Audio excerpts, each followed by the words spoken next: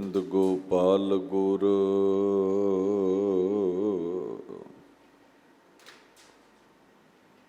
ਗੁਰਪੂਰਨ ਨਾਰਾਇਣ ਹੈ।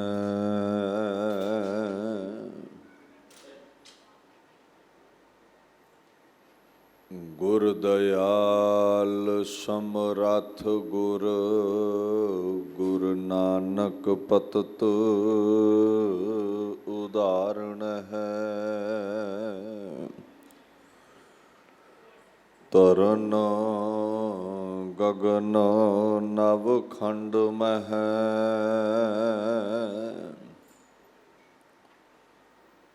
ਜੋਤ ਸਵਰੂਪੀ ਰਹਿਓ ਪਰ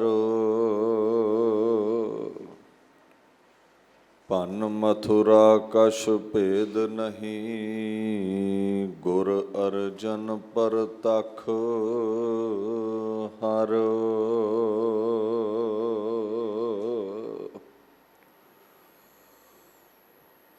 ਚਵਰ ਛਤਰ ਤਖਤ ਦੇ ਮਾਲਕ ਸਾਹਿਬ ਸ੍ਰੀ ਗੁਰੂ ਗ੍ਰੰਥ ਸਾਹਿਬ ਜੀ ਦੀ ਪਾਵਨ ਹਜ਼ੂਰੀ ਅੰਦਰ ਸੱਜ ਬੈਠੀ ਗੁਰੂ ਪਿਆਰੀ ਖਾਲਸਾ ਸਾਧ ਸੰਗਤ ਦੀ ਫਤਿਹ ਪ੍ਰਵਾਨ ਕਰੋ। ਵਾਹਿਗੁਰੂ ਜੀ ਕਾ ਖਾਲਸਾ ਵਾਹਿਗੁਰੂ ਜੀ ਕੀ ਫਤਿਹ। ਧੰਨ ਧੰਨ ਸ੍ਰੀ ਗੁਰੂ ਹਰਕ੍ਰਿਸ਼ਨ ਸਾਹਿਬ ਸੱਚੇ ਪਾਤਸ਼ਾਹ ਜੀ ਦੇ ਪਾਵਨ ਸਥਾਨ ਗੁਰਦੁਆਰਾ ਸ਼੍ਰੀ ਬੰਗਲਾ ਸਾਹਿਬ ਦਿੱਲੀ ਵਿਖੇ ਆਪ ਸਰਬੱਤ ਸੰਗਤਾਂ ਹਾਜ਼ਰੀਨ ਹੋ। ਬੜੀ ਸਹਿਜਤਾ ਦੇ ਨਾਲ ਸਤਿਕਾਰਯੋਗ ਸਿੰਘ ਸਾਹਿਬ ਗਿਆਨੀ ਰਣਜੀਤ ਸਿੰਘ ਹੁਣਾ ਆਪ ਸੰਗਤ ਨੂੰ ਤੁਰਕੀ ਬਾਣੀ ਦਾ ਫੁਰਮਾਨ ਸਰਵਣ ਕਰਵਾਇਆ ਹੈ। ਆਓ ਇਸ ਅਗੰਮੀ ਬਾਣੀ ਦੀ ਵਿਆਖਿਆ ਨਾਲ ਜੁੜ ਕਰਕੇ ਆਪਣੇ ਸਮੇਂ ਨੂੰ ਜੀਵਨ ਨੂੰ ਸਫਲਾ ਕਰੀਏ।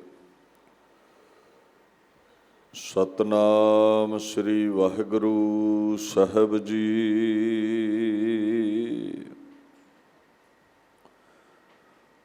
ਜਤਨ ਬਹੁਤ ਸੁਖ ਕੇ ਕੀਏ ਦੁਖ ਕੋ ਕੀਓ ਨਾ ਕੋਏ।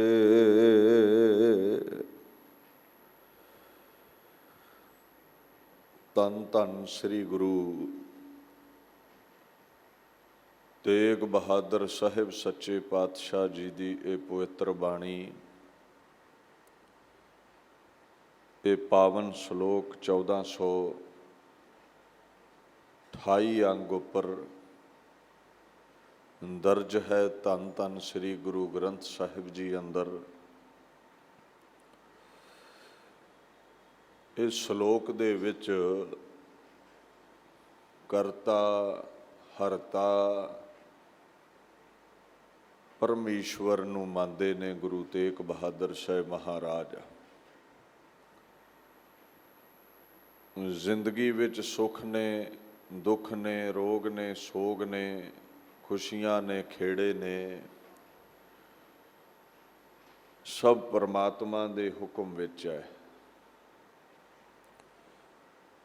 ਇਸ ਦਾਅਵੇ ਨੂੰ ਖੰਡਿਤ ਕਰਦੇ ਨੇ ਜੋ ਇਨਸਾਨ ਕਰਦਾ ਹੈ ਵੀ ਮੈਂ ਕਰਤਾ ਹਾਂ, ਮੈਂ ਕਰਨ ਵਾਲਾ ਹਾਂ। ਕਹਿੰਦੇ ਬੰਦੇ ਤੂੰ ਸੁੱਖਾਂ ਦੀ ਪ੍ਰਾਪਤੀ ਲਈ ਬੜੇ ਯਤਨ ਕਰਦਾ ਹੈ, ਉਦਮ ਕਰਦਾ ਹੈ, ਉਪਰਾਲੇ ਕਰਦਾ ਹੈ, ਤੇਰੀ ਕੋਸ਼ਿਸ਼ ਹੁੰਦੀ ਹੈ ਤੈਨੂੰ ਸੁੱਖ ਮਿਲੇ। ਸੁੱਖ ਦੀ ਇੱਛਾ ਜ਼ਾਹਰ ਕਰਦਾ ਹੈ, ਫਿਰ ਮੁਸ਼ੱਕਤ ਘਾਲਦਾ ਹੈ ਖੁਸ਼ੀਆਂ ਮਿਲਣ।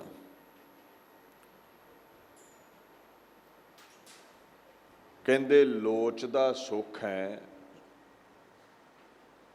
ਸੁੱਖ ਦੇ ਵਿਪਰੀਤ ਜੀਵਨ ਵਿੱਚ ਤੇਰੇ ਦੁੱਖ ਆ ਜਾਂਦਾ ਹੈ, ਖੇਚਲਾ ਆਉਂਦੀ ਹੈ, ਤਕਲੀਫ ਉਠਾਉਣੀ ਪੈਂਦੀ ਹੈ। ਸੋ ਤੂੰ ਕਦੇ ਇਹ ਨਹੀਂ ਕਿਹਾ ਵੀ ਮੈਂ ਦੁੱਖ ਲਈ ਯਤਨ ਕੀਤਾ ਹੈ। ਜਦੋਂ ਸੁੱਖ ਮਿਲਦਾ ਹੈ, ਅਹੰਕਾਰ ਤੇਰਾ ਉੱਚੀ ਅਵਧੀ ਤੇ ਹੁੰਦਾ ਹੈ ਵੀ ਮੈਂ ਮੁਸ਼ੱਕਤ ਘਾਲੀ, ਸਹੂਲਤਾਂ ਸੁੱਖ ਇਕੱਠੇ ਕੀਤੇ ਨੇ। ਜਦੋਂ ਦੁੱਖ ਮਿਲਦਾ ਹੈ, ਉਹ ਰੱਬ ਤੇ ਥੋਪ ਦਿੰਦਾ ਹੈ, ਆਂਢੀਆਂ ਗੁਆਂਢੀਆਂ ਤੇ ਥੋਪ ਦਿੰਦਾ ਹੈ। ਮਹਾਰਾਜ ਕਹਿੰਦੇ ਨੇ, ਜੇ ਦੁੱਖ ਪਰਮੇਸ਼ਵਰ ਦਾ ਦਿੱਤਾ ਹੈ ਤੇ ਸੁੱਖ ਵੀ ਉਹਦਾ ਹੀ ਦਿੱਤਾ ਹੈ। ਤੇ ਜੇ ਤੇਰੇ ਅਨੁਸਾਰ ਦੁਨੀਆ ਚੱਲੇ, ਤੂੰ ਕਦੇ ਵੀ ਦੁੱਖ ਨਹੀਂ ਮੰਗਿਆ, ਸੁੱਖ ਹੀ ਮੰਗਿਆ ਹੈ, ਫਿਰ ਦੁੱਖ ਤੇਰੇ ਜੀਵਨ ਵਿੱਚ ਆ ਕਿੱਥੋਂ ਗਏ? ਮਤਲਬ ਤੇਰੇ ਹੱਥ ਕੁਝ ਵੀ ਨਹੀਂ ਹੈ। ਤੂੰ ਆਪਣੇ ਆਪ ਨੂੰ ਕਰਤਾ ਸਮਝੀ ਬੈਠਾ ਹੈ। ਬਾਣੀ ਵਿੱਚ ਜਗ੍ਹਾ ਜਗ੍ਹਾ ਸਮਝਾਇਆ ਹੈ, ਸੁਖ ਕਉ ਮੰਗੈ ਸਭ ਕੋ, ਦੁੱਖ ਨਾ ਮੰਗੈ ਕੋਏ, ਸੁਖੈ ਕਉ ਦੁੱਖ ਅਗਲਾ ਮਨਮੁਖ ਬੂਝ ਨਾ ਹੋਏ। ਮਹਾਰਾਜ ਕਹਿੰਦੇ ਸਾਰੇ ਸੁੱਖ ਮੰਗਦੇ ਨੇ, ਦੁੱਖ ਕਦੇ ਕਿਸੇ ਨੇ ਨਹੀਂ ਮੰਗਿਆ, ਪਰ ਸੁੱਖ ਦਾ ਦੂਜਾ ਪਾਸਾ ਦੁੱਖ ਹੈ। ਜਿਵੇਂ ਸਿੱਕੇ ਦੇ ਦੋ ਪਾਸੇ ਨੇ, ਇੱਕ ਸੁੱਖ ਹੈ, ਇੱਕ ਦੁੱਖ ਹੈ। ਜੇ ਜੀਵਨ ਵਿੱਚ ਸੁੱਖ ਆਇਆ ਹੈ, ਉਹਨੇ ਦੁੱਖ ਵਿੱਚ ਤਬਦੀਲ ਹੋਣਾ ਹੀ ਹੈ। ਪੈਸਾ ਆਇਆ, ਖੁਸ਼ੀ ਚੜ੍ਹ ਗਈ, ਇਹ ਸਦਾ ਰਹਿੰਦਾ ਨਹੀਂ ਕੋਲ। ਜਦੋਂ ਘਾਟਾ ਪੈਂਦਾ ਹੈ, ਅਸੀਂ ਦੁਖੀ ਹੁੰਦੇ ਹਾਂ। ਘਰ ਵਿੱਚ ਔਲਾਦ ਪੈਦਾ ਹੁੰਦੀ ਹੈ, ਖੇੜਾ ਆਇਆ, ਔਲਾਦ ਦੇਵਨੇਤ ਨਾਲ ਮਿਟ ਗਈ, ਅਸੀਂ ਦੁਖੀ ਹੁੰਦੇ ਹਾਂ। ਕਿਸੇ ਸਿਆਸੀ ਬੰਦੇ ਨੂੰ ਤਖਤ ਮਿਲਿਆ, ਖੇੜਾ ਆਇਆ, ਕੁਰਸੀ ਹੱਥੋਂ ਨਿਕਲ ਗਈ, ਕੰਧਾਂ ਵਿੱਚ ਟੱਕਰਾਂ ਮਾਰੇਗਾ। ਦੁਨੀਆ ਵਿੱਚ ਜਿਤਨੇ ਵੀ ਸੁੱਖ ਨੇ, ਉਹਦਾ ਅਗਲਾ ਪਾਸਾ ਦੁੱਖ ਹੈ। ਮਨਮੁਖ ਇਹ ਸਮਝ ਨਹੀਂ ਪਾਉਂਦਾ। ਸੋ ਗੁਰੂ ਤੇਗ ਬਹਾਦਰ ਸਾਹਿਬ ਇੱਥੇ ਸਮਝਾਉਂਦੇ ਨੇ, ਸੁੱਖ ਲਈ ਯਤਨ ਕੀਤੇ, ਚਾਹੁੰਦਾ ਸੁੱਖ ਹੈ, ਸੁੱਖ ਤੋਂ ਬਾਅਦ ਦੁੱਖ ਵੀ ਆ ਗਿਆ। ਇਹਦਾ ਮਤਲਬ ਹੈ ਜੋ ਤੂੰ ਚਾਹੁੰਦਾ ਹੈ ਉਹ ਨਹੀਂ ਹੁੰਦਾ, ਜੋ ਪਰਮਾਤਮਾ ਚਾਹੁੰਦਾ ਹੈ ਹੁੰਦਾ ਉਹ ਹੈ। ਸੁੱਖ ਦੁੱਖ ਉਹਦੇ ਹੱਥ ਵਿੱਚ ਨੇ। ਕਹੋ ਨਾਨਕ ਸੁਨ ਰੇ ਮਨਾ, ਹਰ ਭਾਵੈ ਸੋ ਹੋਏ। ਜੇ ਦੁੱਖ ਨਾ ਚਾਹੁੰਦਿਆਂ ਵੀ ਤੇਰੇ ਜੀਵਨ ਵਿੱਚ ਆਇਆ ਹੈ, ਤੇ ਫਿਰ ਕਰਤਾ ਪਰਮੇਸ਼ਵਰ ਹੈ। ਸੁੱਖ ਵੀ ਉਹਦੇ ਹੀ ਦਿੱਤੇ ਹੋਏ ਤੂੰ ਭੋਗੇ ਨੇ। ਹੋਵੇਗਾ ਉਹ ਜੋ ਹਰੀ ਨੂੰ ਪਾਉਂਦਾ ਹੈ, ਜੋ ਪਰਮਾਤਮਾ ਨੂੰ ਪਾਉਂਦਾ ਹੈ। whatever pleases God comes to pass, ਜੋ ਰੱਬ ਨੂੰ ਚੰਗਾ ਲੱਗੇਗਾ ਵਾਪਰੇਗਾ ਉਹ। ਜੇ ਤੇਰੀ ਇੱਛਾ ਨਾਲ ਹੀ ਦੁਨੀਆ ਚੱਲਦੀ ਹੋਵੇ, ਫਿਰ ਤੈਨੂੰ ਤੇ ਸੁੱਖ ਹੀ ਚੰਗੇ ਲੱਗਦੇ ਨੇ, ਦੁੱਖ ਕਿਉਂ ਆਇਆ ਤੇਰੇ ਜੀਵਨ ਵਿੱਚ? ਸੋ ਇਹ ਵਹਿਮ ਕੱਢ ਦਿਓ ਵੀ ਅਸੀਂ ਮੁਸ਼ੱਕਤ ਘਾਲੀ, ਸਹੂਲਤਾਂ ਇਕੱਠੀਆਂ ਕਰ ਲਈਆਂ। ਕਈ ਵਾਰ ਇਕੱਠਾ ਕਰਦਾ ਰਹਿ ਜਾਂਦੇ ਹਾਂ, ਸੁੱਖ ਸਹੂਲਤਾਂ ਦਾ ਸਾਜੋ ਸਮਾਨ ਭੋਗਣਾ ਨਹੀਂ ਮਿਲਦਾ। ਤੋ ਕਹਿ ਦਿੰਦੇ ਨੇ ਨਾ, ਜਦੋਂ ਦੁੱਖ ਦੀ ਘੜੀ ਕੋਈ ਘਰ ਆ ਕੇ ਇਹ ਬਚਨ ਬਿਲਾਸ ਕਰਦਾ ਹੈ ਵੀ ਮਾੜੀ ਗੱਲ ਹੋਈ ਹੈ ਜੀ, ਉਮਰਾਂ ਨਹੀਂ ਸੀ ਜਾਣਦੀ, ਸੁੱਖ ਭੋਗਣ ਦੀ ਉਮਰ ਸੀ, ਸਾਰਾ ਜੀਵਨ ਮੁਸ਼ੱਕਤ ਘਾਲੀ, ਭੋਗ ਨਹੀਂ ਸਕਿਆ। ਤੂੰ ਮੁਸ਼ੱਕਤ ਨਾਲ ਪੈਸਾ ਇਕੱਠਾ ਕਰ ਸਕਦਾ ਹੈ, ਸਹੂਲਤਾਂ ਖਰੀਦ ਸਕਦਾ ਹੈ, ਭੋਗੇਂਗਾ ਕਿ ਨਹੀਂ ਇਹ ਪਰਮਾਤਮਾ ਜਾਣਦਾ ਹੈ। ਕਰਮਾਂ ਦਾ ਸੁੱਖ ਹੈ, ਪਰਮਾਤਮਾ ਕਰਮ ਲਿਖਣ ਵਾਲਾ ਹੈ। ਕੀਤਾ ਕਹਾ ਕਰੇ ਮਨਮਾਨ, ਦੇਵਨ ਹਾਰੇ ਕੈ ਹੱਥ ਦਾਨ, ਭਾਵੈ ਦੇ ਨਾ ਦੇਈ ਸੋਏ, ਕੀਤੇ ਕੈ ਕਹਿਆ ਕਿਆ ਹੋਏ। ਪਰਮਾਤਮਾ ਦੇ ਹਸਤ ਵਿੱਚ ਸਭ ਦਾਤਾਂ ਨੇ। ਦਿਲ ਕਰੇ ਦੇਵੇ, ਦਿਲ ਕਰੇ ਨਾ ਦੇਵੇ, ਤੇਰੇ ਕਿਹਾ ਦਾਵਾ ਕੀਤਿਆਂ ਵੀ ਮੈਂ ਕਰਤਾ ਹਾਂ ਕੁਝ ਨਹੀਂ ਹੋਵੇਗਾ।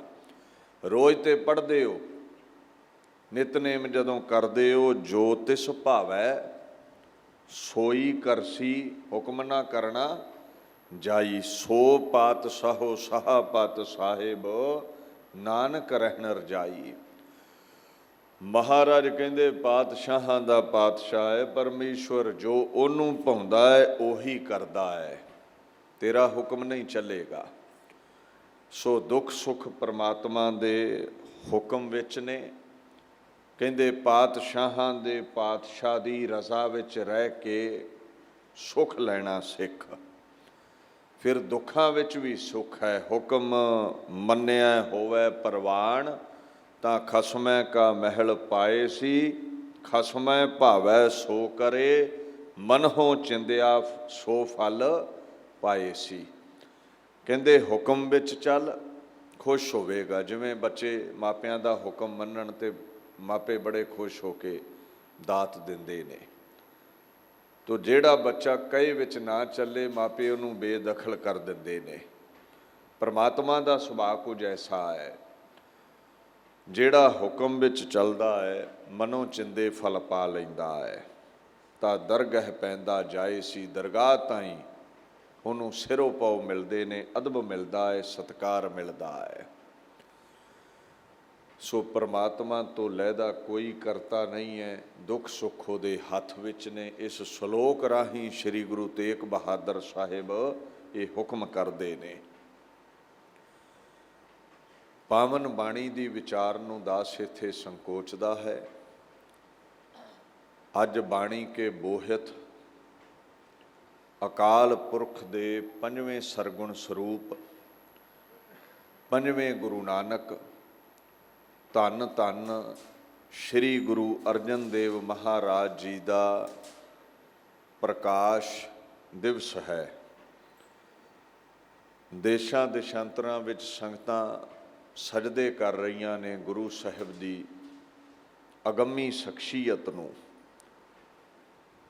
ਐਸੇ ਮਹਾਨ ਅਵਤਾਰੀ ਪੁਰਸ਼ ਹੋਏ ਨੇ ਜੋ ਸਭ ਤੋਂ ਸਿਰਮੌਰ ਨੇ। ਗੁਰੂ ਗ੍ਰੰਥ ਸਾਹਿਬ ਪਾਤਸ਼ਾਹ ਦੀ ਅਗੰਮੀ ਬਾਣੀ, ਅਕਾਲ ਪੁਰਖ ਦੇ ਅਗੰਮੀ ਬੋਲ ਨੇ। ਇਹ ਸਦ ਜੀਵਨ ਅਰਜਨ ਅਮੋਲ ਆਜੂਨੀ ਸੰਭੋ, ਭਏ ਭੰਜਨ ਪਰ ਦੁੱਖ ਨਿਵਾਰ ਅਪਾਰ ਅਨਉਪਉ। ਕਹਿੰਦੇ ਇਹ ਜਿਹੜੇ ਗੁਰੂ ਅਰਜਨ ਨੇ ਅਮੋਲ ਨੇ, ਇਹਨਾਂ ਦਾ ਮੁੱਲ ਕੋਈ ਨਹੀਂ ਹੈ। ਇਹ ਕੌਣ ਨੇ? ਮਹਾਰਾਜ ਕਹਿੰਦੇ ਜੋ ਅਜੋਨੀ ਪਰਮੇਸ਼ਵਰ ਹੈ, ਨਿਰਗੁਣ ਸਰੂਪ ਹੈ, ਜਿਹਨੂੰ ਕਹਿ ਦਿੰਦੇ ਨੇ ਜੀ ਜੂਨਾਂ ਵਿੱਚ ਨਹੀਂ ਆਉਂਦਾ, ਉਹ ਜੀਵਨ ਧਾਰ ਕੇ ਗੁਰੂ ਅਰਜਨ ਬਣ ਕੇ ਦੁਨੀਆ ਤੇ ਪ੍ਰਗਟ ਹੋਇਆ ਹੈ। ਗੁਰੂ ਅਰਜਨ ਸਾਹਿਬ ਦੇ ਰੂਪ ਵਿੱਚ ਦੁਨੀਆ ਤੇ ਉਸ ਦਾ ਆਗਾਜ਼ ਹੋਇਆ ਹੈ। ਉਹ ਪਰਮਾਤਮਾ ਜਿਹੜਾ ਅਨਬੋਰਨ ਹੈ, ਸੈਲਫ ਐਗਜ਼ਿਸਟੈਂਟ ਹੈ, ਆਪਣੇ ਆਪ ਤੋਂ ਪੈਦਾ ਹੋਣ ਵਾਲਾ ਹੈ। ਉਹ ਮਹਾਰਾਜ ਦੇ ਰੂਪ ਵਿੱਚ ਆਇਆ, ਭੈ ਭੰਜਨ ਵਾਲਾ ਹੈ, ਸਾਡੇ ਡਰ ਖਤਮ ਕਰਨ ਵਾਲਾ ਹੈ, ਦੁੱਖ ਨਿਵਾਰਨ ਵਾਲਾ ਹੈ, ਪਾਰਾਵਾਰ ਤੋਂ ਰਹਿਤ ਹੈ ਔਰ ਅਨਭਉ ਸਰੂਪ ਹੈ, ਅਗੈ ਹੈ, ਪਕੜ ਵਿੱਚ ਨਹੀਂ ਆਉਂਦਾ। ਸੁਰਤੀ ਦੀ ਪਕੜ ਤੋਂ ਬਾਹਰ ਦੀ ਹਸਤੀ ਹੈ ਗੁਰੂ ਅਰਜਨ ਸਾਹਿਬ ਦੀ। ਭਾਵ ਬਿਆਨ ਕਰਨਾ, ਕਥਨ ਕਰਨਾ, ਉਹਦੇ ਗੁਣਾਂ ਦਾ ਅੰਤ ਪਾ ਲੈਣਾ, ਇਹ ਚੰਮ ਦੀ ਜ਼ੁਬਾਨ ਦੇ ਵੱਸ ਵਿੱਚ ਨਹੀਂ ਹੈ। ਗੁਰੂ ਅਰਜਨ ਸਾਹਿਬ ਦੀ ਹਸਤੀ ਬਾਬਤ ਸ਼੍ਰੀ ਗੁਰੂ ਗੋਬਿੰਦ ਸਿੰਘ ਮਹਾਰਾਜ ਦੇ ਹਜ਼ੂਰੀ ਕਵੀ ਭਾਈ ਨੰਦ ਲਾਲ ਫਾਰਸੀ ਵਿੱਚ ਇਹ ਬਚਨ ਕਹਿੰਦੇ ਨੇ, ਓ ਦਰਹਕ ਵਾਹ ਹਕ ਜਰਜਾਤਸ਼, ਵਾਹ ਹਕ ਦਰਜਾਤਸ਼, ਵਾਹ ਅਫਜ਼ੂਤਰ ਅਜ਼ ਬਿਆਂ ਹਰ ਜ਼ਮਾਂ ਸਿਫਾਤਸ਼। ਐ ਗੁਰੂ ਅਰਜਨ ਸਾਹਿਬ, ਤੁਸੀਂ ਉਸ ਰੱਬ ਦੀ ਹਸਤੀ ਵਿੱਚ ਹੋ ਤੇ ਉਹ ਰੱਬ ਤੁਹਾਡੀ ਹਸਤੀ ਵਿੱਚ ਹੈ। ਉਹ ਨਿਰਗੁਣ ਹੈ, ਤੁਸੀਂ ਸਰਗੁਣ ਹੋ। ਤੁਹਾਡੀ ਤੇ ਰੱਬ ਦੀ ਜਾਤ ਇੱਕ ਹੈ। ਤੁਹਾਡੇ ਤੇ ਰੱਬ ਦੇ ਦਰਮਿਆਨ ਕੋਈ ਫਰਕ ਨਹੀਂ ਹੈ। ਤੁਸੀਂ ਰੋਜ਼ ਗੁਰੂ ਗ੍ਰੰਥ ਸਾਹਿਬ ਵਿੱਚ ਪੜ੍ਹਦੇ ਹੋ, ਧਰਨ ਗਗਨ ਨਵ ਖੰਡ ਮਹਿ ਜੋਤ ਸਵਾਰੂਪੀ ਰਹਿਓ ਭਰ, ਭੰਨ ਮਥੁਰਾ ਕਛ ਭੇਦ ਨਹੀਂ ਗੁਰ ਅਰਜਨ ਪ੍ਰਤੱਖ ਹਰ। ਗੁਰੂ ਅਰਜਨ ਸਾਹਿਬ ਰੱਬ ਵਰਗੇ ਨਹੀਂ। ਰੱਬ ਵਰਗੇ ਆਪਾਂ ਮਹਾਂਪੁਰਸ਼ਾਂ ਨੂੰ ਵੀ ਕਹਿ ਦਿੰਦੇ ਹਾਂ, ਦਾਨ ਕਰਨ ਵਾਲਿਆਂ ਨੂੰ ਵੀ ਕਹਿ ਦਿੰਦੇ ਹਾਂ, ਸੂਰਿਆਂ ਨੂੰ ਵੀ ਕਹਿ ਦਿੰਦੇ ਹਾਂ, ਸੱਚ ਬੋਲਣ ਵਾਲਿਆਂ ਨੂੰ ਵੀ ਕਹਿ ਦਿੰਦੇ ਵੀ ਰੱਬ ਵਰਗਾ ਹੈ। ਕਹਿੰਦੇ ਪ੍ਰਤੱਖ ਹਰ ਨੇ। ਗੁਰੂ ਅਰਜਨ ਸਾਹਿਬ ਪਰਮੇਸ਼ਵਰ ਨੇ, ਆਪ ਖੁਦ ਖੁਦਾ ਨੇ। ਸੋ ਉਹਨਾਂ ਦੀ ਹੀ ਜੋਤ ਨਿਰਗੁਣ ਤੌਰ ਤੇ ਖੰਡਾਂ ਬ੍ਰਹਿਮੰਡਾਂ ਵਿੱਚ ਪ੍ਰਗਟ ਹੈ। ਸੂਰਜ ਚੰਦ ਤਾਰਿਆਂ ਨੂੰ ਪ੍ਰਕਾਸ਼ ਬਖਸ਼ ਰਹੀ ਹੈ। ਭਾਈ ਨੰਦ ਲਾਲ ਜੀ ਕਹਿੰਦੇ ਨੇ, ਉਹਨਾਂ ਦੀਆਂ ਸਿਫਤਾਂ ਬਿਆਨ ਨਹੀਂ ਕੀਤੀਆਂ ਜਾ ਸਕਦੀਆਂ। ਚੰਮ ਦੀ ਜ਼ੁਬਾਨ ਉਹਨਾਂ ਦੇ ਗੀਤ ਗਾ ਕੇ ਅੰਤ ਨਹੀਂ ਪਾ ਸਕਦੀ।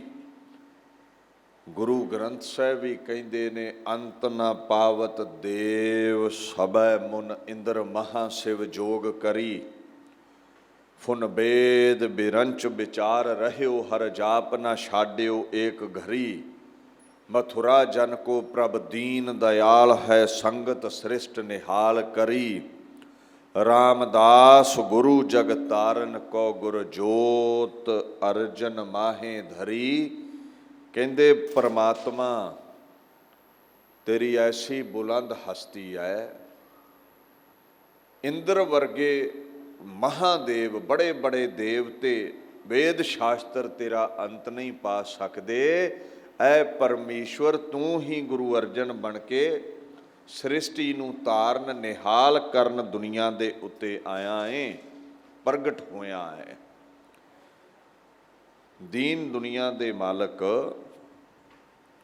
ਗੁਰੂ ਅਰਜਨ ਸਾਹਿਬ ਸੱਚੇ ਪਾਤਸ਼ਾਹ ਦਾ ਆਗਾਜ਼ 1620 ਬਿਕਰਮੀ ਵੈਸਾਖ ਵਦੀ ਸਪਤਮੀ ਨੂੰ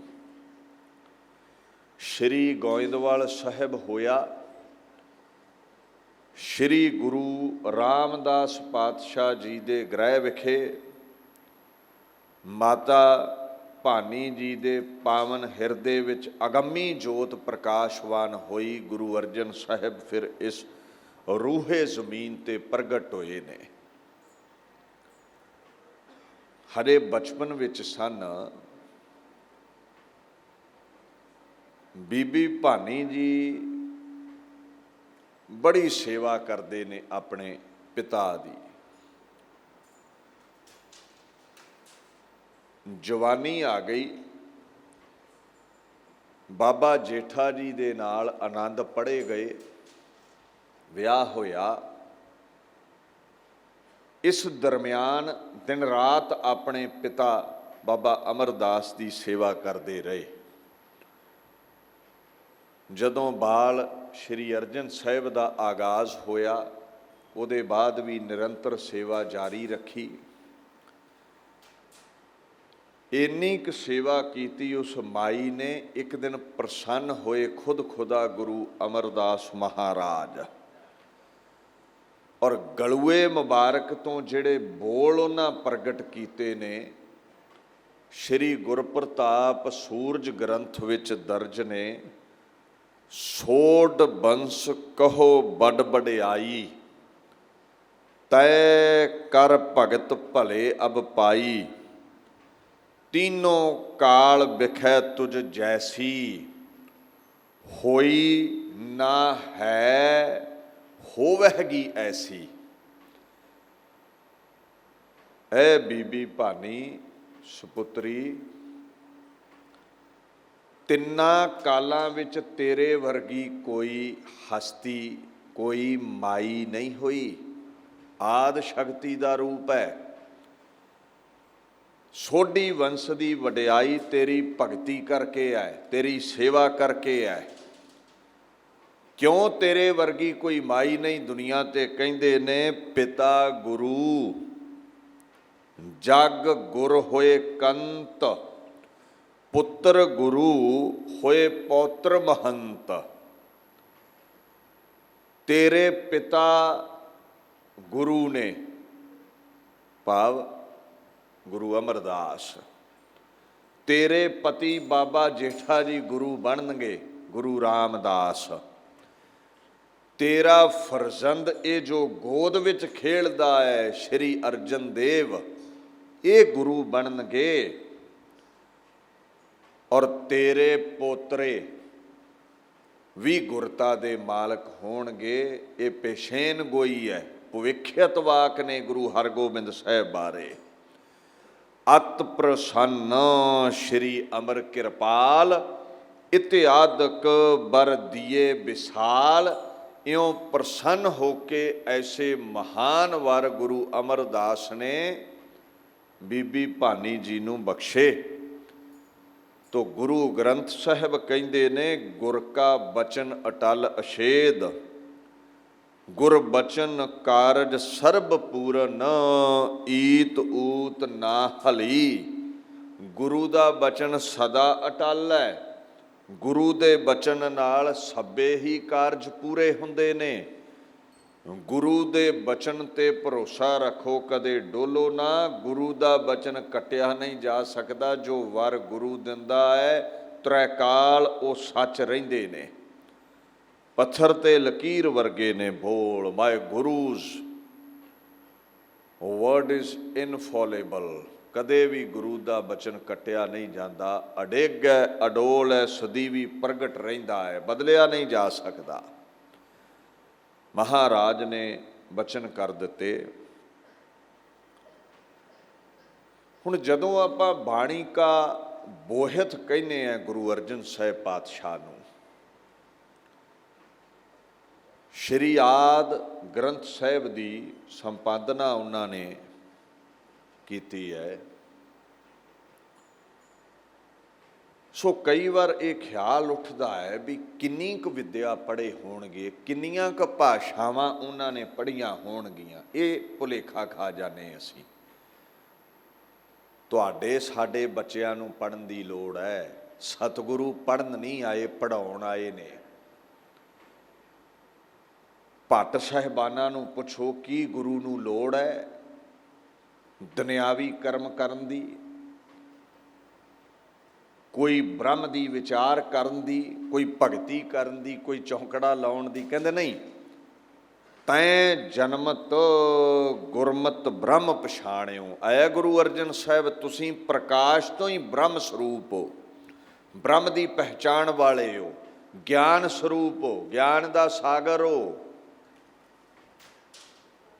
ਤੇ ਤੁਹਾਨੂੰ ਆਗਾਜ਼ ਤੋਂ, ਬਚਪਨ ਤੋਂ ਹੀ ਸੋਝੀ ਹੈ। ਤੋ ਬੱਚੇ ਤੇ ਨਾ ਸਮਝ ਹੁੰਦੇ ਨੇ, ਪਰ ਗੁਰੂ ਜੋਤ ਬਾਬਤ ਭੱਟ ਕਹਿੰਦੇ ਨੇ ਆਗਾਜ਼ ਤੋਂ ਹੀ ਸਮਝ ਹੈ ਉਹਨਾਂ ਨੂੰ। ਔਰ ਇੱਕ ਸਾਖੀ ਪ੍ਰਚਲਿਤ ਹੈ ਜੋ ਪ੍ਰੋੜਤਾ ਕਰੇਗੀ ਇਹਨਾਂ ਬਚਨਾਂ ਦੀ। ਇਤਿਹਾਸ ਗਵਾਹੀ ਭਰਦਾ ਹੈ। 1 ਸਾਲ ਦੀ ਉਮਰ ਹੈ। ਗੁਰੂ ਕੇ ਮਹਿਲਾ ਵਿੱਚ ਸ਼੍ਰੀ ਗੋਇੰਦਵਾਲ ਖੇਡਦੇ ਪਏ ਨੇ। ਗੁਰੂ ਅਮਰਦਾਸ ਪਾਤਸ਼ਾਹ ਜੀ ਦੇ ਸਿੰਘਾਸਣ ਦੇ ਪਾਵੇ ਨੂੰ, ਪਲੰਗੇ ਨੂੰ ਪਕੜ ਕੇ ਉੱਪਰ ਬੈਠਣ ਲੱਗੇ। ਤੋ ਮਾਤਾ ਭਾਨੀ ਜੀ ਦੌੜੇ ਗਏ ਤੇ ਜਦੋਂ ਪਕੜ ਲਿਆ, ਗੋਦ ਉਠਾ ਲਿਆ, ਨਾਲ ਗਲੂਏ ਚੋਂ ਇਹ ਬੋਲ ਕੇ, ਲਾਲ ਜੀ ਇਹ ਗੱਦੀ ਖੁਦ ਖੁਦਾ ਗੁਰੂ ਨਾਨਕ ਸਾਹਿਬ ਦੀ ਹੈ। ਇਸ ਵੇਲੇ ਤੁਹਾਡੇ ਨਾਨਾ ਜੀ ਤੀਜੇ ਗੁਰੂ ਨਾਨਕ, ਗੁਰੂ ਅਮਰਦਾਸ ਇਸ ਸਿੰਘਾਸਣ ਦੇ ਮਾਲਕ ਨੇ। ਇਸ ਸਿੰਘਾਸਣ ਤੇ ਕੋਈ ਨਹੀਂ ਬੈਠ ਸਕਦਾ। ਗੁਰੂ ਅਮਰਦਾਸ ਪਾਤਸ਼ਾਹ ਕਹਿੰਦੇ ਫਰਜ਼ੰਦ ਨੂੰ ਖੇਲਣ ਦਿਓ। ਇਤਨਾ ਕਹਿ ਕੇ ਕੁਛੜ ਚੁੱਕ ਲਿਆ।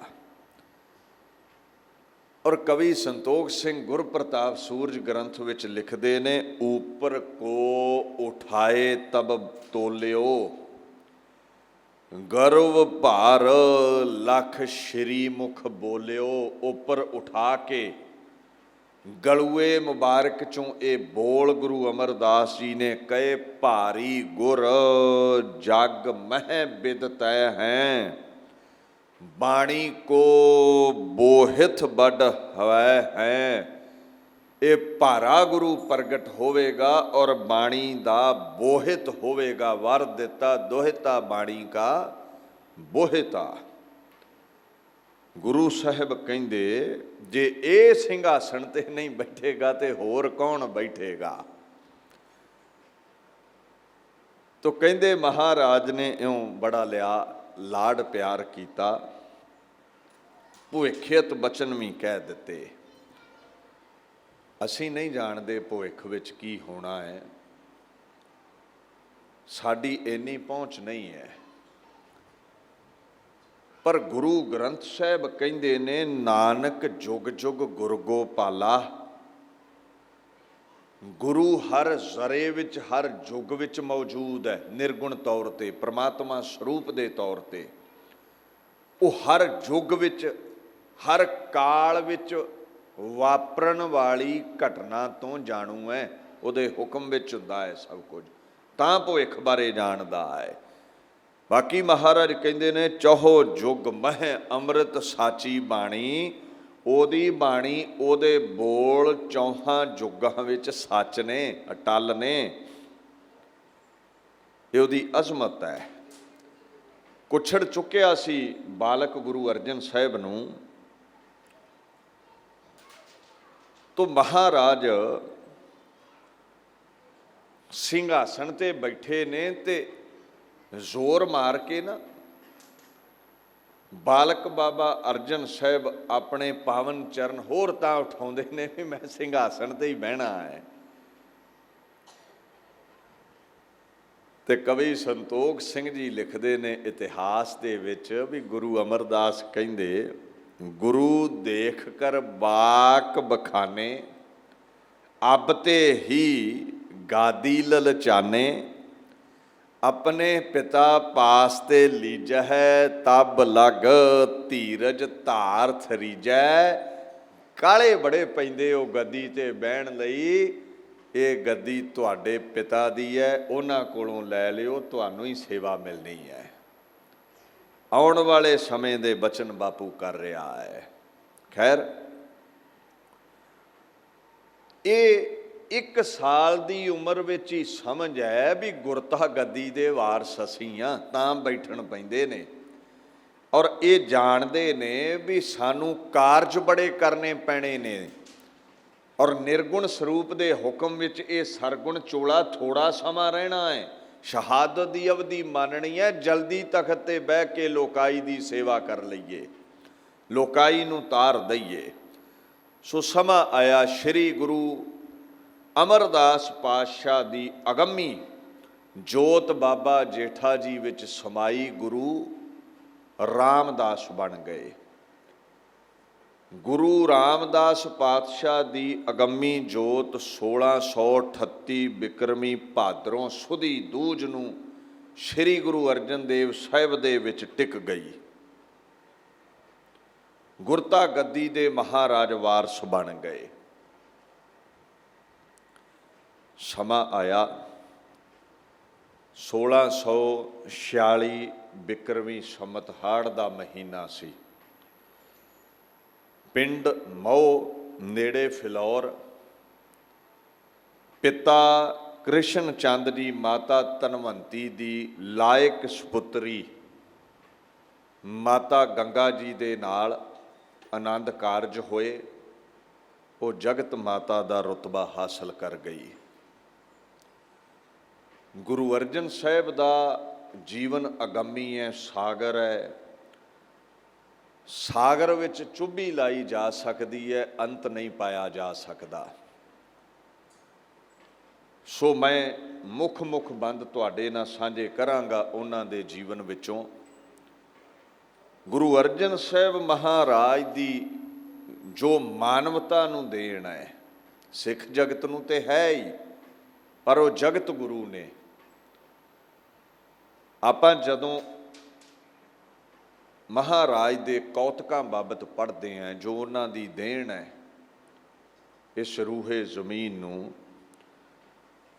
ਉਹਦੇ ਵਿੱਚ ਸਭ ਤੋਂ ਪ੍ਰਬਲ, ਸਭ ਤੋਂ ਮਹਾਨ ਬਖਸ਼ਿਸ਼ ਜੋ ਮਾਨਵਤਾ ਦੀ ਝੋਲੀ ਉਹਨਾਂ ਪਾਈ, ਉਹ ਹੈ ਸ਼੍ਰੀ ਗੁਰੂ ਗ੍ਰੰਥ ਸਾਹਿਬ ਦੀ ਸੰਪਾਦਨਾ।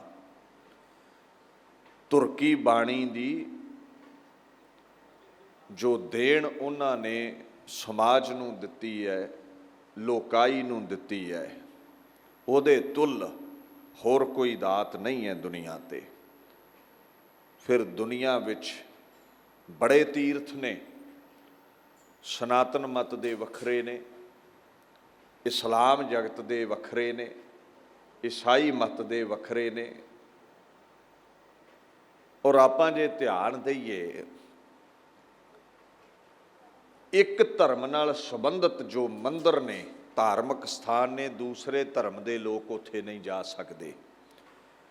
ਸਿੱਖ ਜਗਤ ਨੂੰ ਸ਼੍ਰੀ ਹਰਿਮੰਦਰ ਸਾਹਿਬ ਬਖਸ਼ਿਆ ਗੁਰੂ ਅਰਜਨ ਸਾਹਿਬ ਨੇ, ਪਰ ਕਿਸੇ ਵੀ ਧਰਮ ਨੂੰ ਮਨਾਹੀ ਨਹੀਂ ਹੈ। ਮਨ ਦੀ ਖੁਰਾਕ ਅਕਾਲ ਪੁਰਖ ਦੀ ਬਾਣੀ ਸਾਰੇ ਹੀ ਹਰਿਮੰਦਰ ਸਾਹਿਬ ਜਾ ਕੇ ਸੁਣ ਸਕਦੇ ਨੇ, ਅਧਿਆਤਮਕ ਖੁਰਾਕ ਲੈ ਸਕਦੇ ਨੇ, ਜੀਵਨ ਸਫਲਾ ਕਰ ਸਕਦੇ ਨੇ। ਤੋ ਤਨ ਦੀ ਖੁਰਾਕ ਲੰਗਰਾਂ ਵਿੱਚ ਜਾ ਕੇ ਵੀ ਹਰ ਵਰਣ ਦੇ, ਹਰ ਧਰਮ ਦੇ ਲੋਕ ਲੈ ਸਕਦੇ ਨੇ। ਤਾਂ ਉਸ ਸਥਾਨ ਨੂੰ ਅਕਾਲ ਪੁਰਖ ਦਾ, ਪ੍ਰਭੂ ਪਰਮੇਸ਼ਰ ਦਾ ਸਥਾਨ ਆਖਿਆ ਜਾਂਦਾ ਹੈ। ਜਿਸ ਮੰਦਰ ਵਿੱਚ ਨੀਵੀਂ ਜਾਤ ਦੇ ਲੋਕ ਨਹੀਂ ਜਾ ਸਕਦੇ, ਜਿਸ ਮਸਜਿਦ ਵਿੱਚ ਨੀਵੀਂ ਜਾਤ ਦਾ ਬੰਦਾ ਨਹੀਂ ਜਾ ਸਕਦਾ, ਉਹ ਇੱਕ ਫਿਰਕੇ ਦੇ ਧਾਰਮਿਕ ਕੇਂਦਰ ਹੋ ਸਕਦੇ ਨੇ, ਮਨੁੱਖਤਾ ਦੇ ਨਹੀਂ। ਸ਼੍ਰੀ ਹਰਿਮੰਦਰ ਸਾਹਿਬ ਮਨੁੱਖਤਾ ਦੇ ਧਾਰਮਿਕ ਮੰਦਰ ਨੇ, ਕੇਂਦਰ ਨੇ, ਗੁਰਧਾਮ ਨੇ, ਮਹਾਨ ਧਰਮਸ਼ਾਲਾ ਹੈ, ਜਿੱਥੇ ਹਰ ਕੋਈ ਜਾ ਸਕਦਾ ਹੈ। ਜਗਤ ਗੁਰੂ ਦਾ ਸਥਾਨ ਹੈ, ਪਰਮੇਸ਼ਵਰ ਦਾ ਸਥਾਨ ਹੈ, ਰੱਬ ਸਾਰਿਆਂ ਦਾ ਸਾਂਝਾ ਹੈ। ਦੂਸਰਾ, ਇਹ ਮਹਾਨ ਸ਼੍ਰੀ ਹਰਿਮੰਦਰ ਸਾਹਿਬ ਉਹਨਾਂ ਮਨੁੱਖਤਾ ਨੂੰ ਬਖਸ਼ੇ, ਰੂਹਾਨੀਅਤ ਦਾ ਕੇਂਦਰ। ਤੀਸਰਾ, ਸ਼੍ਰੀ ਤਰਨ ਤਾਰਨ ਸਾਹਿਬ ਦੀ ਰਚਨਾ, ਜਿੱਥੇ ਤਨ ਦੀ ਖੁਰਾਕ ਲੰਗਰ ਵੀ ਸੀ, ਮਨ ਦੀ ਖੁਰਾਕ ਪਰਮਾਤਮਾ ਦਾ ਭਜਨ ਬਾਣੀ ਵੀ ਸੀ, ਔਰ ਰੋਗੀਆਂ ਦੇ ਰੋਗ ਹਰਨ ਦੇ ਲਈ ਉੱਥੇ ਮਹਾਰਾਜ ਬੜੇ ਬੜੇ ਹਕੀਮਾਂ ਨੂੰ ਸੇਵਾ ਵਿੱਚ ਲਾ ਕੇ ਲੋਕਾਈ ਦਾ ਇਲਾਜ ਕਰਿਆ ਕਰਦੇ ਸਨ, ਰੋਗਾਂ ਦੀ ਨਿਵਰਤੀ ਕਰਿਆ ਕਰਦੇ ਸਨ। ਚੌਥਾ, ਉਹਨਾਂ ਨੇ ਸਮੁੱਚੀ ਮਾਨਵਤਾ ਵਿੱਚ ਏਕਤਾ ਦਾ ਸੰਚਾਰ ਕੀਤਾ ਹੈ। ਇਹ ਸਾਡੇ ਜ਼ਿਹਨ ਵਿੱਚ ਟਿਕਾਇਆ ਹੈ, ਹਰ ਧਰਮ ਦੇ ਲੋਕਾਂ ਦੇ, ਵੀ ਅਸੀਂ ਸਾਰੇ ਹੀ ਇੱਕੇ ਮਾਲਾ ਦੇ ਮਣਕੇ ਹਾਂ, ਸਵਾਸ ਰੂਪ ਪਰਮੇਸ਼ਵਰ ਸਾਰਿਆਂ 'ਚ ਹੀ ਸਮਾਇਆ ਹੈ। ਇਸੇ ਕਰਕੇ ਜਿਸ ਦਿਨ ਸ਼੍ਰੀ ਹਰਿਮੰਦਰ ਸਾਹਿਬ ਦੀ ਨੀਂਹ ਰੱਖਣੀ ਸੀ, ਸੇਵਾ ਦੇ ਵਿੱਚ ਆਪਣੇ ਨਾਲ ਸਾਈਂ ਮੀਆਂ ਮੀਰ ਨੂੰ ਵੀ ਲਾਇਆ, ਜੋ ਮੁਸਲਮਾਨ ਹੈ, ਮਹਾਂਪੁਰਸ਼ ਫਕੀਰ ਹੈ। ਇਹ ਦਰਸਾ ਦਿੱਤਾ ਵੀ ਗੁਰੂ ਜਗਤ ਦਾ ਗੁਰੂ ਹੈ, ਕੇਵਲ ਇੱਕ ਸਿੱਖ ਧਰਮ ਦੇ ਹੀ ਨਹੀਂ, ਸਾਰੀ ਮਨੁੱਖਤਾ ਦੇ ਨਾਲ ਪ੍ਰੇਮ ਕਰਦੇ ਨੇ। ਵਿਦਕਰਾ, ਭੇਦ ਭਾਵ, ਜਾਤ ਪਾਤ ਦਰਕਿਨਾਰ ਕਰਕੇ ਇਹਨਾਂ ਨੂੰ ਇੱਕ ਉੱਚੀ ਦੁਨੀਆ ਦਾ ਆਗਾਜ਼ ਕਰ ਰਹੇ ਨੇ, ਸਰਬ ਸਾਂਝੀਵਾਲਤਾ ਦੀ ਬਾਤ ਪਾ ਰਹੇ ਨੇ। ਤਾਂ ਹੀ ਤੇ ਉਹਨਾਂ ਆਪਣੀ ਬਾਣੀ ਵਿੱਚ ਇਹ ਬਚਨ ਕਹੇ ਨੇ। ਕਦੇ ਧਿਆਨ ਨਾਲ ਬਾਣੀ ਪੜ੍ਹਿਓ, ਕਹਿੰਦੇ ਨੇ, ਘਟ ਘਟ ਅੰਤਰ ਤੂੰ ਹੈ ਉਠਾ, ਸਭੇ ਸਾਂਝੀਵਾਲ ਸਦਾਇਨ, ਤੂੰ ਕਿਸੇ ਨਾ ਦਿਸ ਹੈ ਬਾਹਰਾ ਜੀਓ। ਐ ਪਰਮ ਈਸ਼ਵਰ, ਤੂੰ ਸਾਰਿਆਂ 'ਚ ਹੀ ਵਸ ਰਿਹਾ ਹੈ। ਮੈਂ ਇਹ ਧਰਮ ਦੀਆਂ ਕੰਧਾਂ ਕਰਕੇ ਕਿਸੇ ਨਾਲ ਨਫ਼ਰਤ ਨਹੀਂ ਕਰਦਾ ਵੀ ਇਹ ਹਿੰਦੂ ਹੈ, ਮੁਸਲਮਾਨ ਹੈ।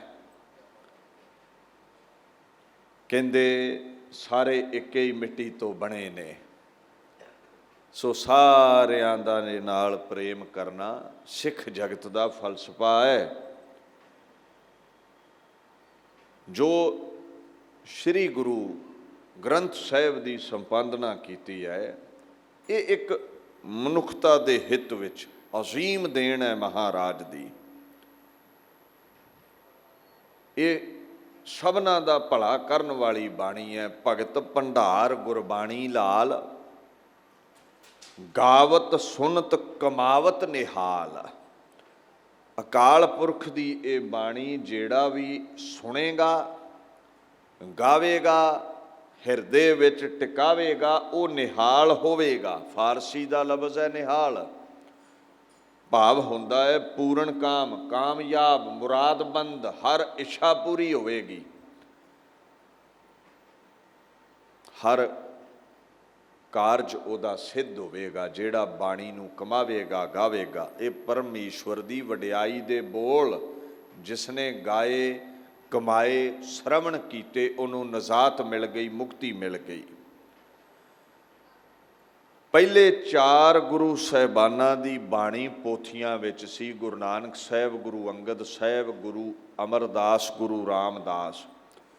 ਪੋਥੀਆਂ ਸ਼੍ਰੀ ਗੁਰੂ ਅਮਰਦਾਸ ਜੀ ਦੇ ਪਵਿੱਤਰ ਅਸਥਾਨ ਸ਼੍ਰੀ ਗੋਇੰਦਵਾਲ ਸਾਹਿਬ, ਉਹਨਾਂ ਦੇ ਵੱਡੇ ਸਪੁੱਤਰ ਬਾਬਾ ਮੋਹਣ ਜੀ ਹੁਣਾਂ ਦੇ ਕੋਲ, ਉਹਨਾਂ ਦੇ ਚੁਬਾਰੇ 'ਤੇ ਸਨ, ਜਿੱਥੇ ਉਹਨਾਂ ਦੀ ਰਹਾਇਸ਼ ਸੀ।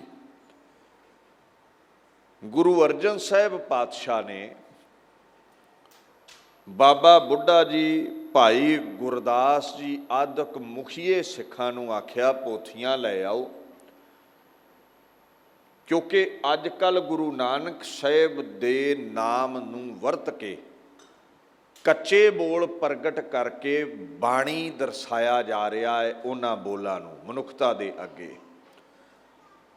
ਸੋ ਅਸੀਂ ਤੁਰਕੀ ਬਾਣੀ, ਸੱਚੀ ਸੁੱਚੀ ਬਾਣੀ, ਖਰੀ ਬਾਣੀ ਇੱਕ ਜਗ੍ਹਾ ਇਕੱਤਰ ਕਰਕੇ ਜਿਲਦ ਬੰਨ੍ਹ ਦਈਏ, ਤਾਂ ਕਿ ਕੋਈ ਕੱਚੇ ਬੋਲ ਇਸ ਬਾਣੀ ਵਿੱਚ ਦਰਜ ਕਰੇ, ਮਿਲਾਵਟ ਕਰੇ, ਇਹ ਸੰਭਵ ਨਾ ਹੋ ਸਕੇ, ਇਹ ਕਰਮ ਕੋਈ ਕਰ ਨਾ ਸਕੇ।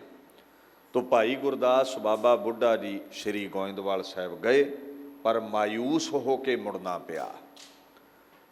ਬਾਬਾ ਮੋਹਣ ਜੀ ਨੇ ਪੋਥੀਆਂ ਨਾ ਦਿੱਤੀਆਂ।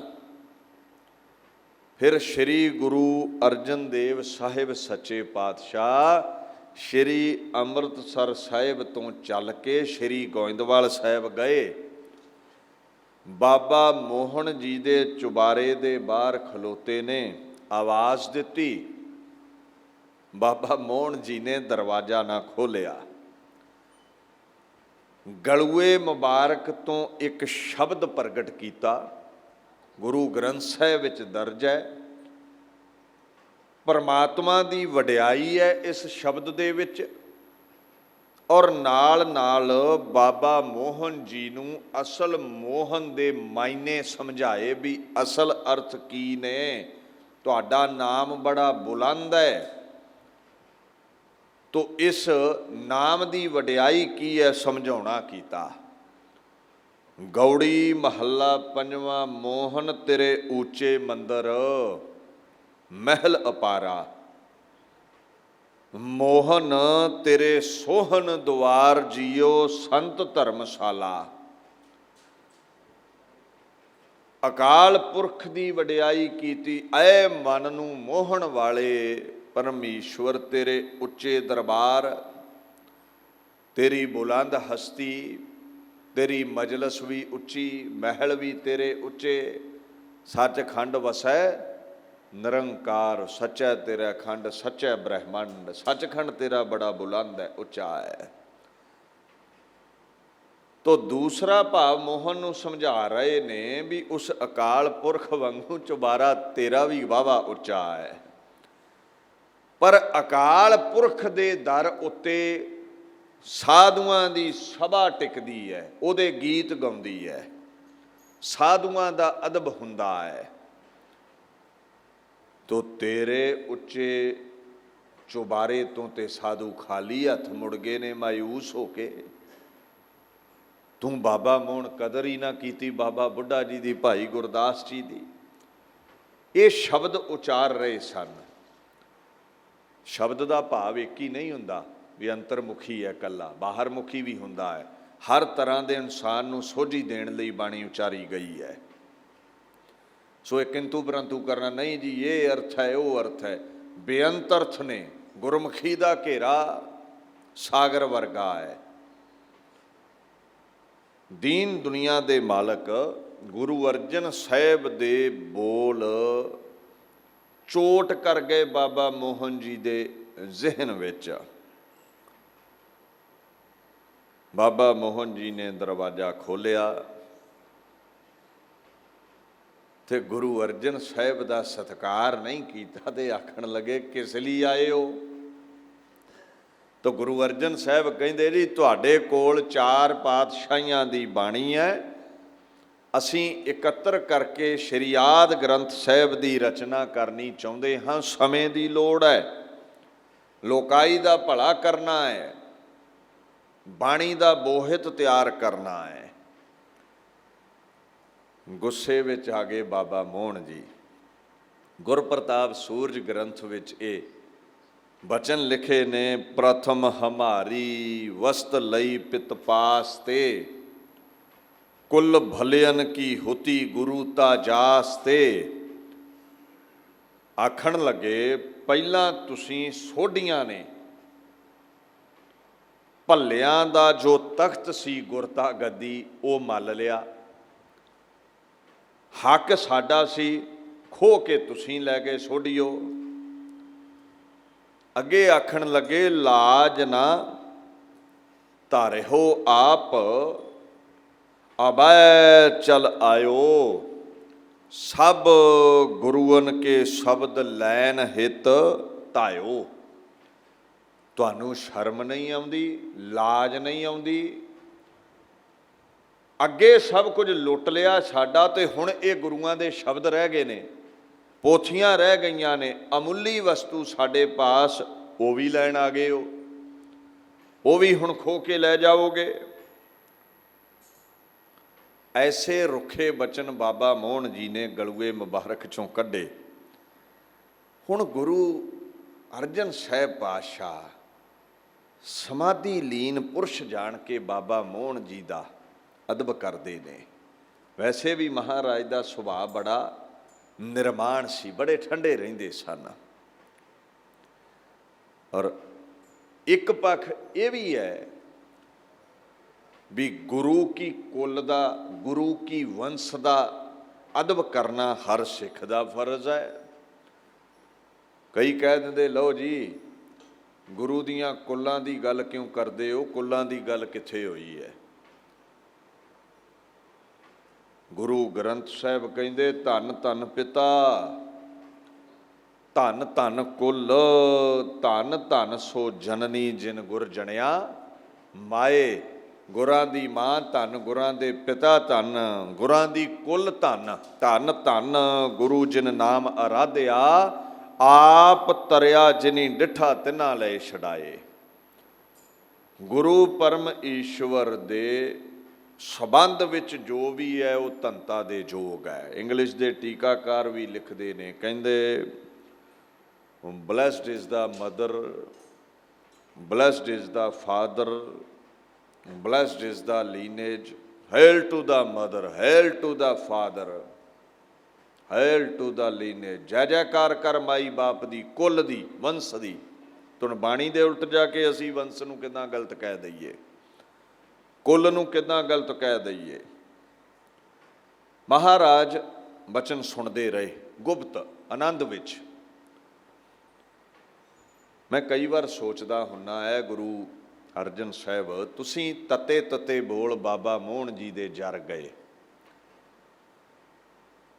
ਇਹ ਤੁਸੀਂ ਜਰ ਸਕਦੇ ਹੋ, ਤੁਹਾਡੀ ਐਸੀ ਹਸਤੀ ਹੈ, ਤੁਹਾਨੂੰ ਤੇ ਤਤੀ ਤਵੀ ਤਤਿਆ ਨਾ ਕਰ ਸਕੀ, ਤੇ ਬੋਲਾਂ ਨਾਲ ਕੀ ਤਤੇ ਹੋਣਾ ਹੈ? ਤੁਸੀਂ ਮੁਸਲਮਾਨ ਹਕੀਮ, ਅੱਲਾ ਯਾਰ ਖਾਂ ਜੋਗੀ, ਅਰਬੀ ਫਾਰਸੀ ਉਰਦੂ ਦਾ ਮਹਾਨ ਵਿਦਵਾਨ, ਗੰਜੇ ਸ਼ਹੀਦਾਂ ਸ਼ਹੀਦਾਨੇ ਵਫਾ 2 ਪੁਸਤਕਾਂ ਗੁਰੂ ਘਰ ਨਾਲ ਸੰਬੰਧਿਤ ਲਿਖਦਾ ਹੈ।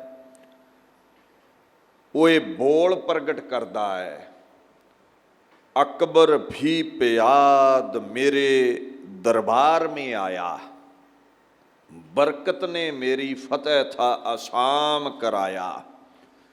मैंने बुतो बुत खाना खुदाई भुलाया, भगवान का घर मैंने ही मस्जिद था बनाया।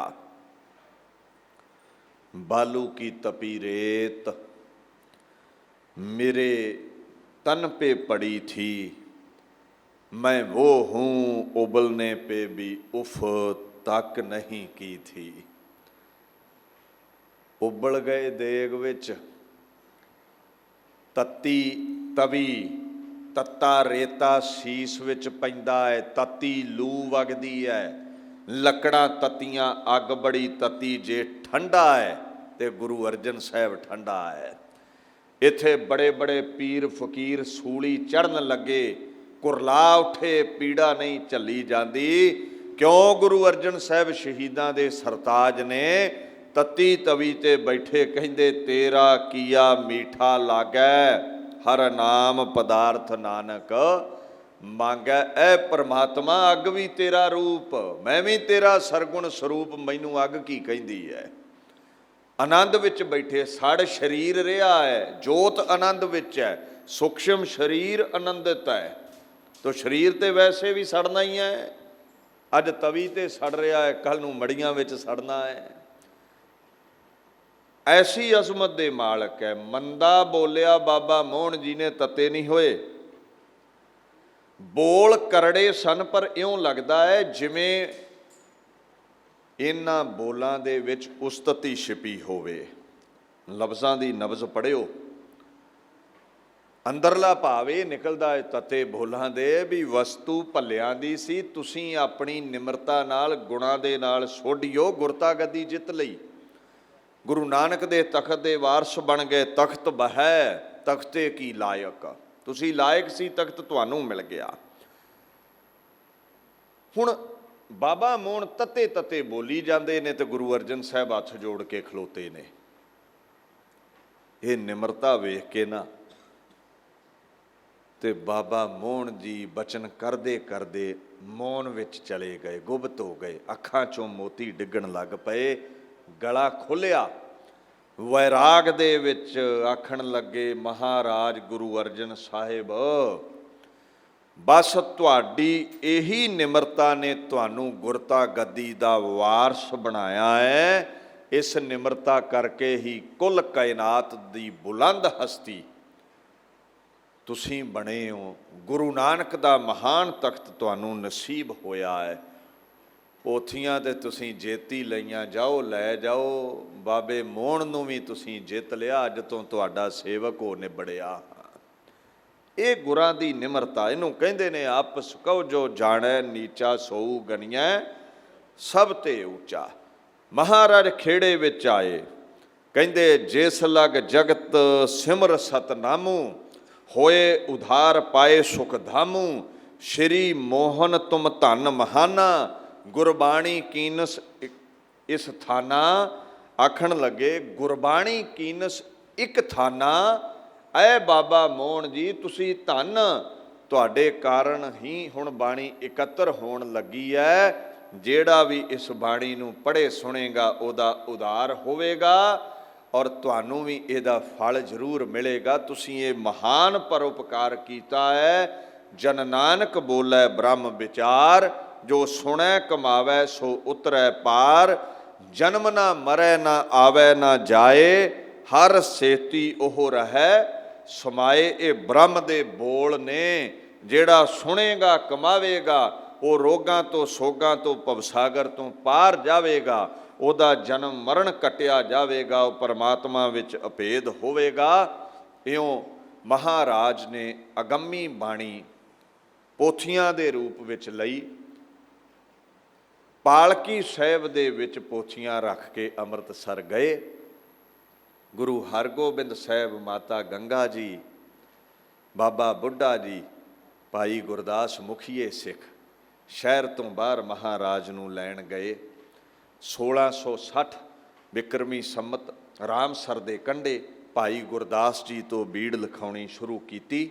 1661 विक्रमी ਸੰਮਤ ਨੂੰ ਭਗਤਾਂ ਭੱਟਾਂ ਗੁਰਮੁਖਾਂ ਪਿਆਰਿਆਂ ਦੀ ਬਾਣੀ ਇੱਕ ਜਗ੍ਹਾ ਲਿਖਵਾ ਕਰਕੇ ਦੀਨ ਦੁਨੀਆ ਦੇ ਮਾਲਕ ਨੇ ਸ਼੍ਰੀ ਆਦਿ ਗ੍ਰੰਥ ਸਾਹਿਬ ਦੀ ਰਚਨਾ ਕਰ ਦਿੱਤੀ। ਔਰ ਭਾਈ ਬਹਿਲੋ ਜੀ ਲਾਹੌਰ ਜਿਲਦ ਬਣਾਉਣ ਦੇ ਲਈ ਬਾਣੀ ਦੇ ਅੰਗਾਂ ਨੂੰ ਲੈ ਕੇ ਗਏ। ਜਦੋਂ ਜਿਲਦ ਬੱਝ ਕੇ ਆ ਗਈ, ਭਾਦੋਂ ਸੁਦੀ ਇੱਕ ਸ਼੍ਰੀ ਹਰਿਮੰਦਰ ਸਾਹਿਬ 1661 ਬਿਕਰਮੀ ਸੰਮਤ ਦੇ ਵਿੱਚ ਪਹਿਲਾ ਪ੍ਰਕਾਸ਼ ਹੋਇਆ। ਬਾਬਾ ਬੁੱਢਾ ਜੀ ਨੇ ਹੁਕਮਨਾਮਾ ਲਿਆ, ਸੰਤਾਂ ਕੇ ਕਾਰਜ ਆਪ ਖਲੋਇਆ, ਹਰ ਕੰਮ ਕਰਾਵਣ ਆਇਆ ਰਾਮ। ਸੋ ਬਾਬਾ ਬੁੱਢਾ ਜੀ ਪਹਿਲੇ ਗੁਰੂ ਘਰ ਦੇ ਵਜ਼ੀਰ ਗ੍ਰੰਥੀ ਸਿੱਖ ਥਾਪੇ ਗਏ। ਮਹਾਨ ਦੇਣ ਸਿੱਖ ਜਗਤ ਨੂੰ ਲੋਕਾਈ ਨੂੰ ਗੁਰੂ ਅਰਜਨ ਸਾਹਿਬ ਦੀ ਹੈ। ਸ਼ਹੀਦਾਂ ਦੇ ਸਰਤਾਜ ਨੇ, ਸਾਡਾ ਉਹਨਾਂ ਦੇ ਚਰਨਾਂ ਵਿੱਚ ਸਜਦਾ ਹੈ, ਉਹਨਾਂ ਦੀ ਸਦਾ ਹੀ ਜੈ ਜੈਕਾਰ ਹੈ। ਬਾਣੀ ਦਾ ਇਹ ਪਾਵਨ ਫੁਰਮਾਨ ਕਹਿ ਕੇ ਫਤਿਹ ਬੁਲਾਵਾਂ, ਜਗ ਔਰ ਨਾ ਯਹ ਮਹਾਤਮ ਮੈਂ ਅਵਤਾਰ ਉਜਾਗਰ ਆਨ ਕੀਓ, ਤਿਨ ਕੇ ਦੁਖ ਕੋਟਕ ਦੂਰ ਗਏ, ਮਥੁਰਾ ਜਿਨ ਅੰਮ੍ਰਿਤ ਨਾਮ ਪੀਓ। ਇਹ ਪੱਦਤ ਤੇ ਮਤ ਚੂਕੈ ਹੈ ਰੇ ਮਨ, ਭੇਦ ਬਭੇਦ ਨਾ ਜਾਣ ਬਿਓ, ਪ੍ਰਤਸ਼ ਹਿਰਦੈ ਗੁਰ ਅਰਜਨ ਕੇ, ਹਰ ਪੂਰਨ ਬ੍ਰਹਮ ਨਿਵਾਸ ਲਿਓ। ਖੁਦ ਆਪ ਗੁਰੂ ਅਰਜਨ ਬਣ ਕੇ ਪ੍ਰਗਟ ਹੋਇਆ। ਜਿਨ੍ਹਾਂ ਦੇ ਲਿਲਾਰ ਦੇ ਮਸਤਕ ਦੇ ਚੰਗੇ ਭਾਗ, ਉਹਨਾਂ ਗੁਰੂ ਅਰਜਨ ਨੂੰ ਗੁਰੂ ਧਾਰਿਆ, ਉਹਨਾਂ ਦੇ ਰੋਗ ਸੋਗ ਮਿਟ ਗਏ। ਆਓ ਗੁਰੂ ਅਰਜਨ ਸਾਹਿਬ ਅੱਜ ਪ੍ਰਗਟ ਸਰੂਪ ਨੇ, ਸ਼ਬਦਾ ਅਵਤਾਰ ਗੁਰੂ ਗ੍ਰੰਥ ਸਾਹਿਬ ਦੇ ਰੂਪ ਵਿੱਚ। ਗੁਰੂ ਨਾਲ ਜੁੜੀਏ, ਖੰਡੇ ਦੀ ਪੌਲ ਛਕੀਏ, ਜੀਵਨ ਸਫਲਾ ਕਰੀਏ। ਵਾਹਿਗੁਰੂ ਜੀ ਕਾ ਖਾਲਸਾ, ਵਾਹਿਗੁਰੂ ਜੀ ਕੀ ਫਤਿਹ।